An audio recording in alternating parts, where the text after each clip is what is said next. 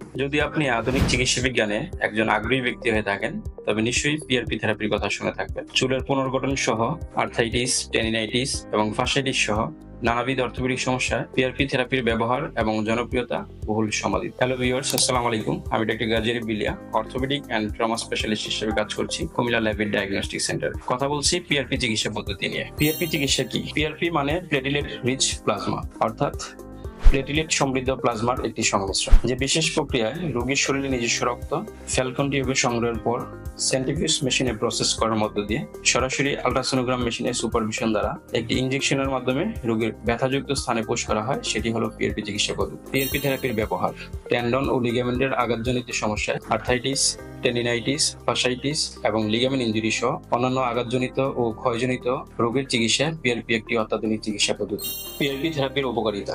PRP একটি শতভাগ প্রাকৃতিক চিকিৎসা পদ্ধতি, কেননা এখানে রোগীর শরীরে নিজস্ব রক্ত বিশেষ প্রক্রিয়া প্রসেস করে রোগীর নিজের শরীরে পুশ করা হয়। অতএব এটি অ্যালার্জেন মুক্ত এবং রোগীর শরীর দ্বারা প্রত্যাহিত হয় না।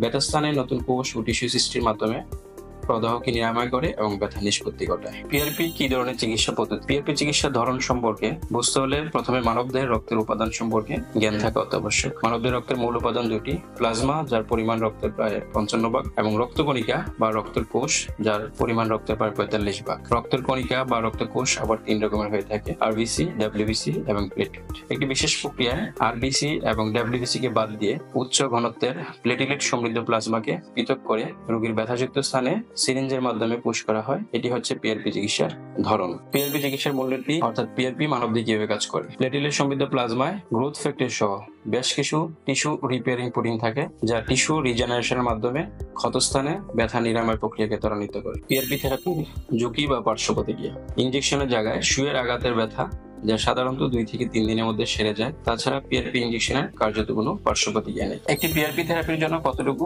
রক্তের প্রয়োজন হয়? একটি পিআরপি ইনজেকশনের জন্য সাধারণত 20 থেকে 30 মিলিমিটার রক্তের প্রয়োজন হয়ে থাকে। কতবার পিআরপি ইনজেকশন দিতে হয়? রোগের তীব্রতা অনুযায়ী সাধারণত 4 সপ্তাহ ব্যবধানে 2 থেকে 3টি পিআরপি ইনজেকশন দেওয়া যেতে পারে। পিআরপি ইনজেকশনের পর ব্যথা কতদিন ভালো থাকে? আঘাতজনিত ও প্রদাহজনিত ব্যথার ক্ষেত্রে 2 থেকে 3টি পিআরপি ইনজেকশনের মাধ্যমে রোগী সম্পূর্ণরূপে সুস্থ হয়ে যেতে পারেন। তবে ক্ষয়জনিত রোগের চিকিৎসায় রোগী 2 থেকে 3 বছর পর্যন্ত পরিপূর্ণ সুস্থ থাকতে পারে। একটি পিআরপি ইনজেকশনের খরচ কত হতে পারে? একটি মানসম্মত সেন্টারে একটি পিআরপি ইনজেকশনে সাধারণত 10 থেকে 15,000 টাকা খরচ হতে পারে। পিআরপি চিকিৎসার ক্ষেত্রে রোগী হাসপাতালে ভর্তি থাকতে হয় কিনা? পিআরপি একটি নিরাপদ চিকিৎসা প্রসিডিউর। একটি মানসম্মত চেম্বারে বসেই পিআরপি চিকিৎসা করা সম্ভব। সেক্ষেত্রে রোগী হাসপাতালে ভর্তি থাকার কোনো প্রয়োজন হয় না।